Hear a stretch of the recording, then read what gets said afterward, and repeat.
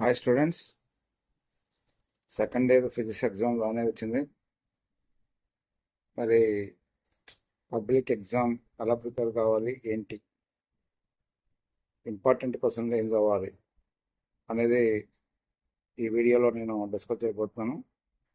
అంతేకాకుండా కొంతమంది పిల్లలు ఉంటారు, మొన్నటి వరకు జేఈ మెయిన్ ప్రిపరేషన్లో వాళ్ళు బిజీగా ఉంటారు.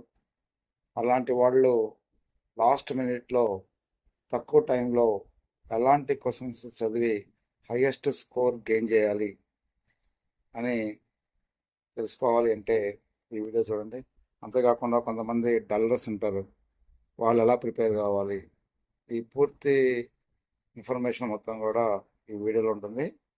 సో కాబట్టి ఈ వీడియోను వాచ్ చేయండి.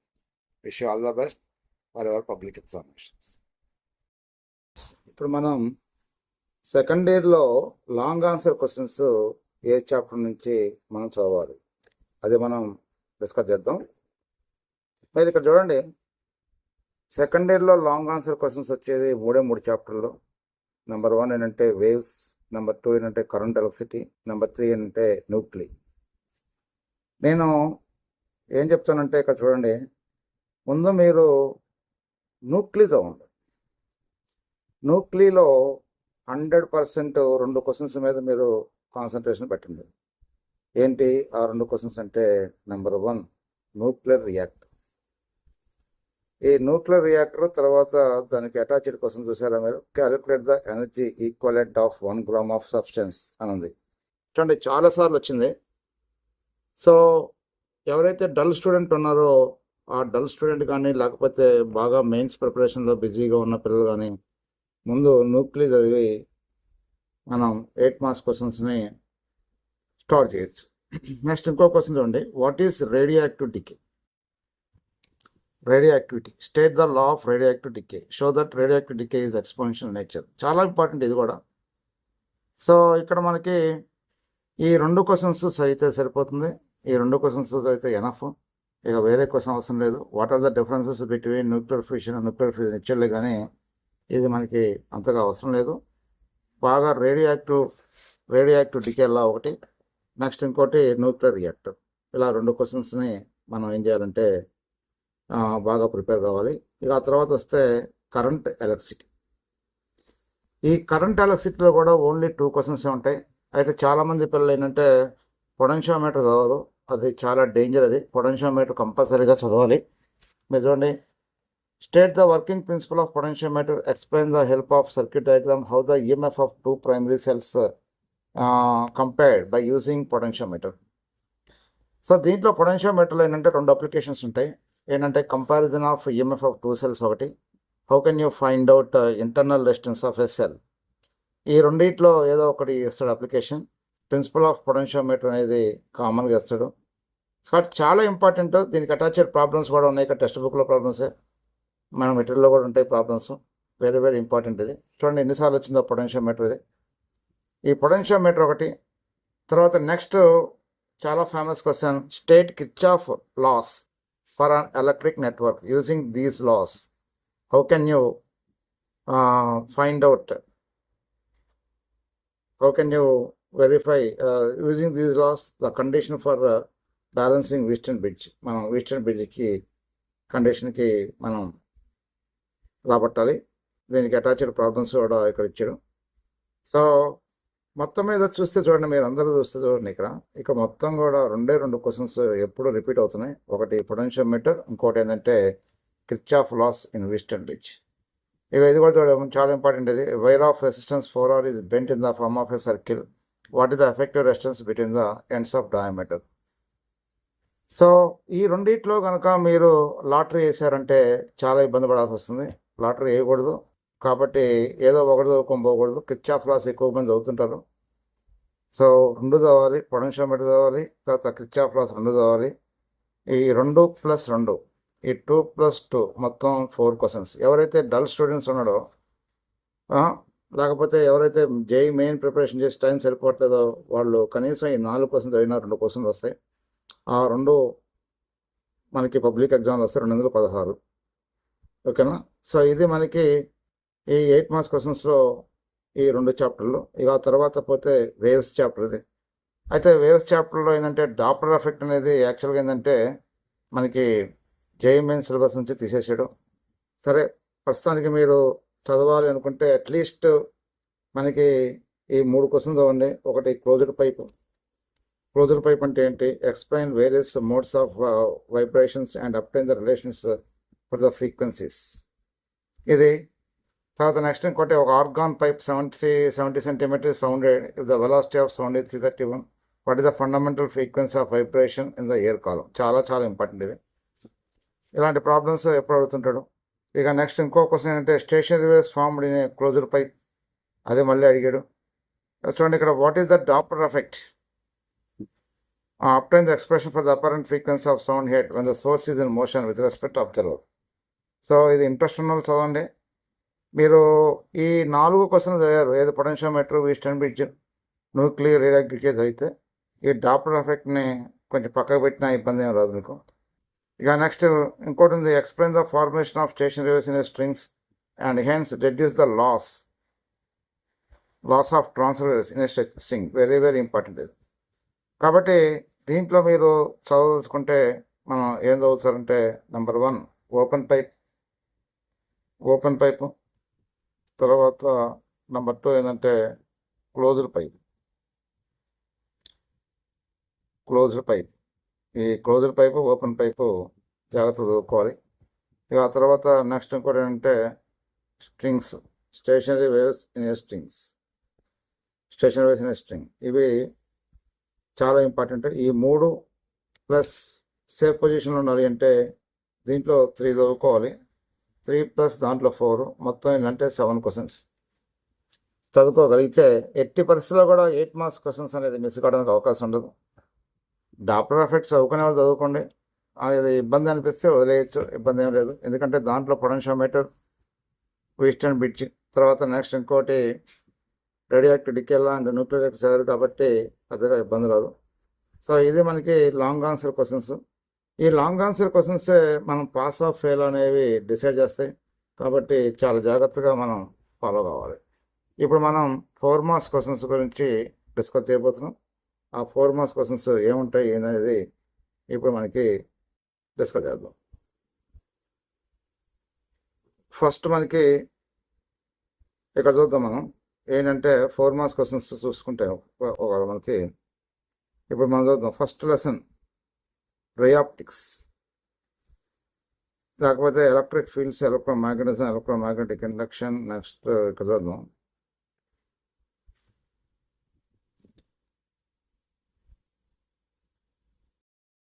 ఇప్పుడు మనం 4 మార్క్స్ క్వశ్చన్స్ స్టార్ట్ చేయబోతున్నాం. ఈ 4 మార్క్స్ క్వశ్చన్స్లో మీరు చూడండి, వేవ్ ఆప్టిక్స్ ఉంది. యాక్చువల్గా ఏంటంటే అసలు దీన్ని ఛాయిస్ కింద కూడా వదలచ్చు, ఇబ్బంది ఏం లేదు. అయితే చదివితే మాత్రం మీరు ఏం చదువుతారంటే ఒకటి నెంబర్ 1 ఏంటంటే explain Doppler effect in light, distinguish between the red shift and blue shift. ఇది చాలా చాలా ఇంపార్టెంట్. ఇంకా ఇంకో క్వశ్చన్ కూడా చదవచ్చు. ఏంటంటే determine the derive the expression for the intensity at a point where the interference of light occurs, allowing the conditions for maximum and zero intensity. ఇది కూడా వెరీ వెరీ ఇంపార్టెంట్. మీరు ఈ 2 క్వశ్చన్స్ చదివేసి ఈ చాప్టర్ని పక్కన పెట్టేయచ్చు. ఎవరైనా ఇంకా టాపర్స్ ఉన్నారు, బాగా చదువుకుందాం అనుకుంటే చాలా సింపుల్ క్వశ్చన్ ఒకటి ఉంది. ఏంటంటే how do you determine the resolving power of I. ఇది చాలా సింపుల్గా ఉంటుంది, 4 మార్క్స్ క్వశ్చన్. సో కాబట్టి ఈ 4 మార్క్స్ క్వశ్చన్స్లో మనం చూడండి, మినిమం చదువుకుందాం అనుకున్నప్పుడు రెడ్ షిఫ్ట్, బ్లూ షిఫ్ట్, తర్వాత derive the expression for the intensity at a point where the interference of light, అదొకటి. How do you determine the resolving power of eye చదువుకుంటే సరిపోతుంది. అవసరమైతే ఛాయిస్ కింద వదులుకోవచ్చు. ఇక ఆ తర్వాత చాప్టర్ ఏంటంటే ఎలక్ట్రిక్ చార్జెస్ అండ్ మ్యాగ్నెటిజం. చూడండి ఇక్కడ మనం చూద్దాం ఎలక్ట్రిక్ చార్జెస్ అండ్ ఫీల్డ్స్ అన్నమాట. ఇది derive the expression for the couple acting on the electric dipole in uniform electric field. అయితే దీంట్లో గత్యంతరం లేదు స్టూడెంట్స్, ఎందుకంటే దీంట్లో 6 క్వశ్చన్లు ఉంటాయి, 6 7 ఉంటాయి, 7 చదవాల్సిందే. derive the expression for the intensity of electric field at a point axial line of electric dipole. axial line of electric dipole అంటే మనందరికీ తెలుసు E ఈజ్ ఈక్వల్ టు ఎంత వస్తుందంటే 1/4πε0 2p డివైడెడ్ బై r3. ఇది ఈ డెరివేషన్. కాబట్టి derive the expression for the couple acting on electric dipole in uniform electric field చదవాలి. Derive the equation for the moment of couple acting on the electric dipole in electric field. ఇది అది ఒకటే.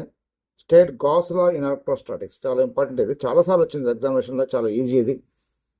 తర్వాత state and explain Coulomb's law inverse square law in electricity. Next ఇంకోటి derive the expression for the intensity of electric field on the equatorial line of the dipole అన్నారు. Equatorial line of the dipole అంటే మనకి E is equal to ఏమొస్తుందంటే 1/4πε0 p/r³ వస్తుంది. ఇది derivation. So కానీ define electric field at a point, derive the expression for the intensity due to a point charge. కాబట్టి మొత్తం 7 questions ఉన్నాయి. 7 క్వశ్చన్స్ నుంచి దీంట్లో నుంచి ఒక క్వశ్చనే వస్తుంది. 4 మార్క్స్ క్వశ్చన్. 4 మార్క్స్ క్వశ్చన్ ఒకటే వస్తుంది. కాబట్టి మరి తప్పనిసరి పరిస్థితిలో అంతా చదవాల్సి వస్తుంది. మరి ఇంపార్టెంట్ అంటే గాస్ లా, తర్వాత కులూమ్స్ లా, తర్వాత ఇంకోటి ఏంటంటే ఎలక్ట్రిక్ ఫీల్డ్ ఇంటెన్సిటీ అనే axial line and equatorial line చూసుకోండి. సో ఈ 4. ఇక వాస్తవం చెప్పాలంటే 7 క్వశ్చన్స్ చదవాల్సిందే. ఇక నెక్స్ట్ ఇంకోటి ఎలక్ట్రిక్ పొటెన్షియల్ అండ్ కెపాసిటెన్స్.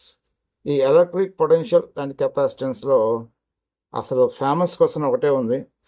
ఏంటి ఆ ఫేమస్ క్వశ్చన్ అంటే derive an expression for the capacitance of the parallel plate capacitor. అది చాలా చాలా చాలా చాలా ఇంపార్టెంట్. అయితే ఒక్కోసారి ఏం చేస్తుంటే దీంట్లో ప్రాబ్లమ్స్ ఉన్నాయి. ఆ ప్రాబ్లం కూడా అడుగుతాడు. ఇక్కడ మనకి ఇచ్చాడు determine the charge on the each capacity of the combination is connect to the 100 volts supply. Diagram పడలేదు, అది బుక్లో ఉంటుంది, చూసుకోండి. నెక్స్ట్ ఇది important problems. 3 capacitors of capacitance 2 microfarad, 3 microfarad, 4 microfarads connected parallel. What is the total capacitance? Determine the charge on the each capacitor. ఇది important. ఇది ఇక next ఇంకోటి అప్పుడప్పుడు ఇది కూడా ఇంపార్టెంటే. Derive an expression for the electric potential due to a point charge. తర్వాత derive expression for the effect capacitance of the capacitors when they are connected in series and parallel. So ఇక్కడ మనం బాగా important ఇన్ని questions మీద అని మనం ఏమి అడిగితే, నెంబర్ 1 ఏంటంటే ఫస్ట్ ప్రిఫరెన్స్ మీద దేనికి ఇవ్వాలి అంటే parallel plate capacitor. Second preference దేనికి ఇవ్వాలి అంటే potential due to a point charge. ఇక ఆ తర్వాత అందరూ రాయగలిగే క్వశ్చన్, ఈజీ క్వశ్చన్ ఏంటి అంటే capacitors are connected in series and parallel. So అది ఇక ఇంట్రెస్ట్ ఉంది, 60 మార్కులు రావాలి అనుకున్న వాళ్ళు ఈ ప్రాబ్లమ్స్ కూడా చేసుకోండి. ఇంతకు మించి ఈ చాప్టర్లో అడిగే పరిస్థితి లేదు. ఈ చాప్టర్ వెయిటేజ్ కూడా ఎంత అంటే 4 మార్క్స్, దీంట్లో 2 మార్క్స్ రావు. ఇక నెక్స్ట్ ఇంకోటి మూవింగ్ ఛార్జెస్ అండ్ మ్యాగ్నెటిజం.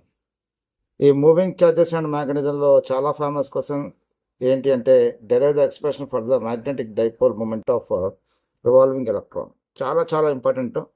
తర్వాత ఈ లెక్క కూడా వెరీ వెరీ ఇంపార్టెంట్. మీరు చూడండి, a current at 10 amperes passing through, first లెక్క ఉంటుంది. ఇది F ఈజ్ ఈక్వల్ ఫార్ములా కూడా ఉంది మనకి, μ0/2π I1 I2 L/R. ఈ ఫార్ములా మీద ప్రాబ్లం. ఇది చాలా సబ్స్టిట్యూషన్ చేసి చేయటం. ఇది అది ఇంట్రెస్ట్ వాళ్ళు చేసుకోవచ్చు, ఇబ్బంది ఏం లేదు. స్టేట్ యాంపియర్స్లో, state Biot Savart law, state and explain Biot Savart law. చాలా చాలా ఇంపార్టెంట్ ఇది.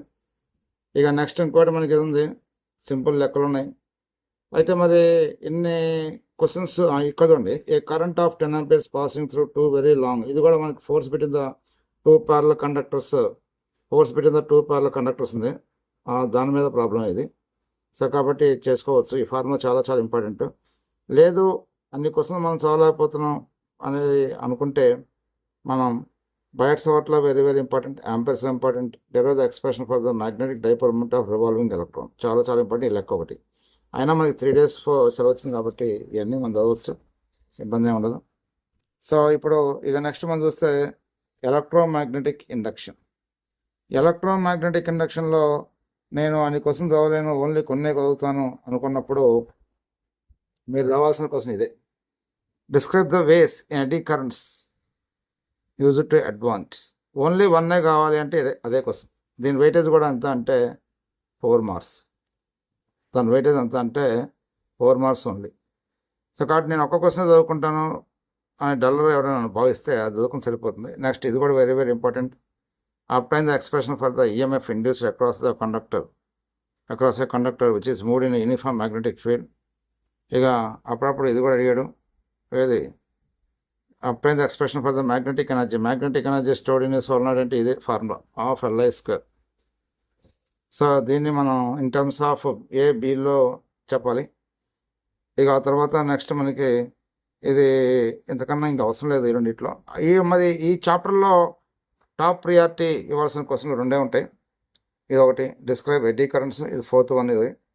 ఇక తర్వాత నెక్స్ట్ ఇంకోటి లెక్కలు ఉన్నాయి, చాలా చాలా ఇంపార్టెంట్. ఇది చాలా ఈజీ లెక్కలు మనకి. What is the self inductance of the coil అడుగుతాడు.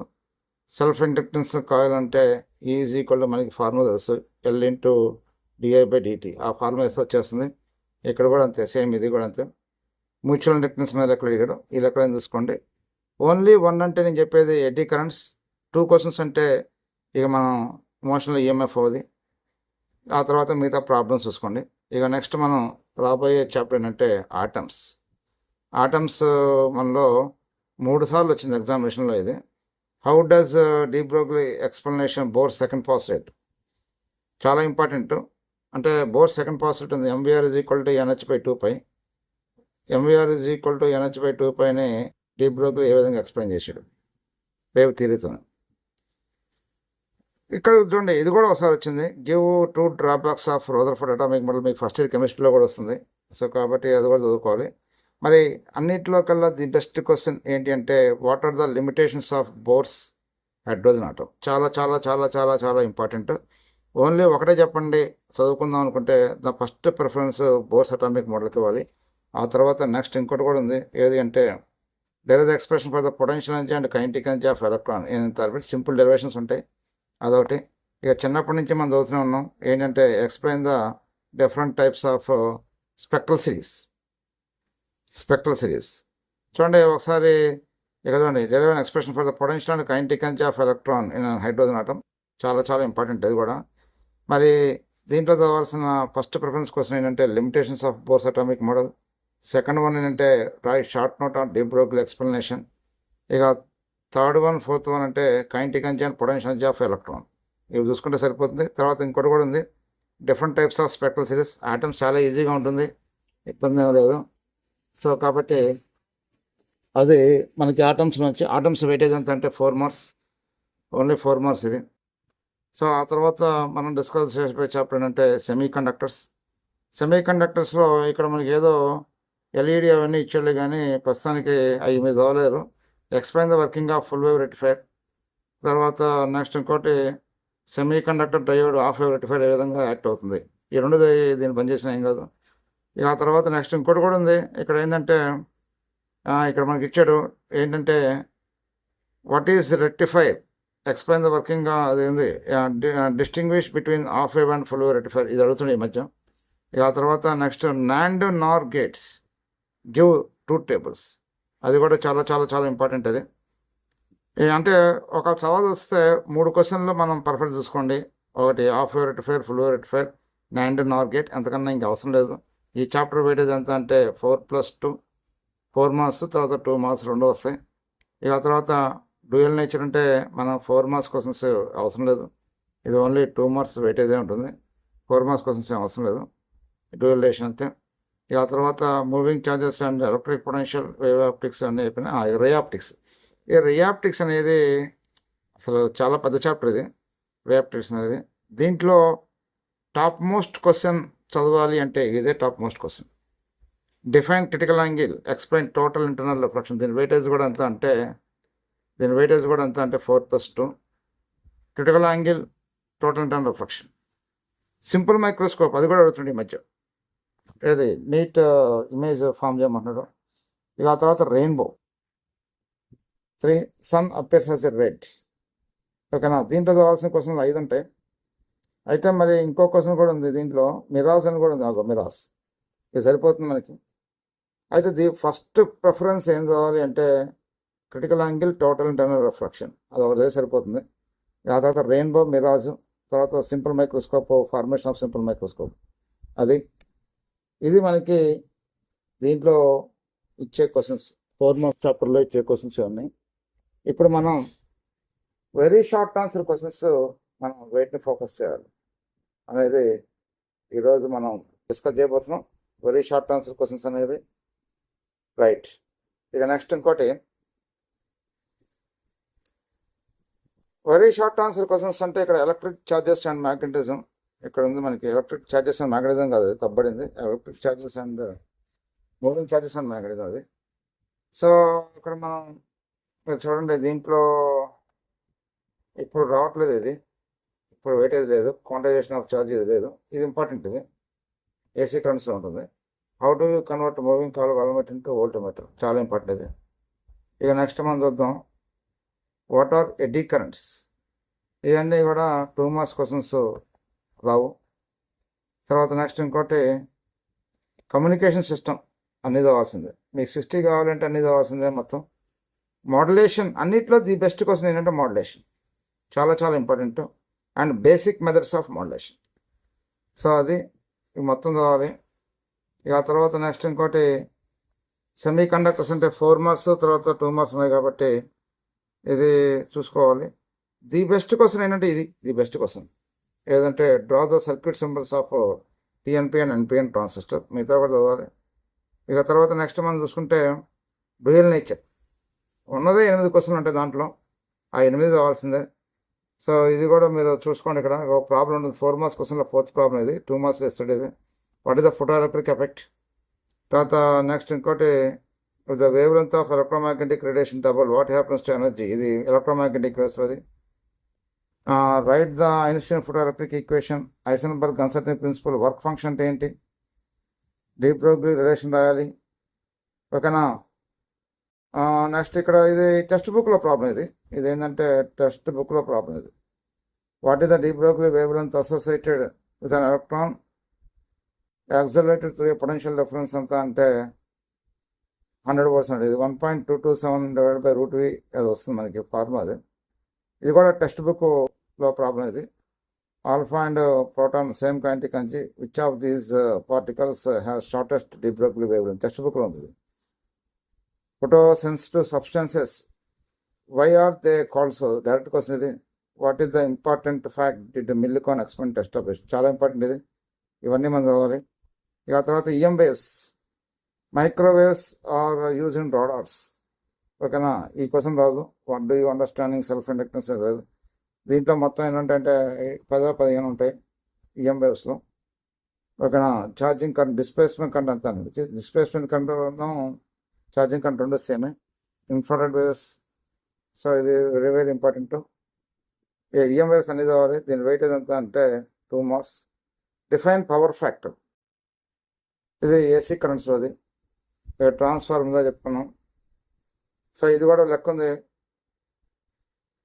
2300 volts ఇది.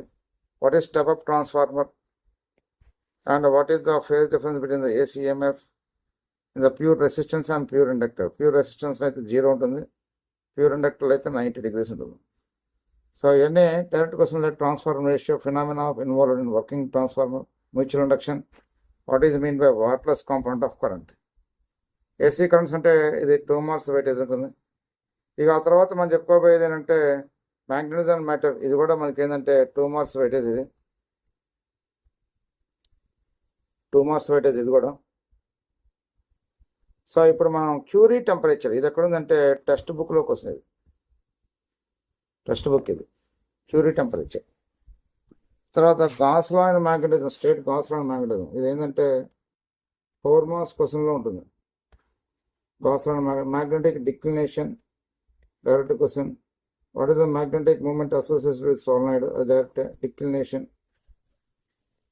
నెక్స్ట్ ఇంకోటి వాట్ హ్యాపన్స్ టు కంపాస్, అని వెనకున్న క్వశ్చన్ మొత్తం. What is the principle of moving coil galvanometer, ఇది మూవింగ్ చార్జెస్ అండ్ మ్యాగ్నెటిజంలో థీటా ప్రపోర్షనల్ టు ఐ ఇది.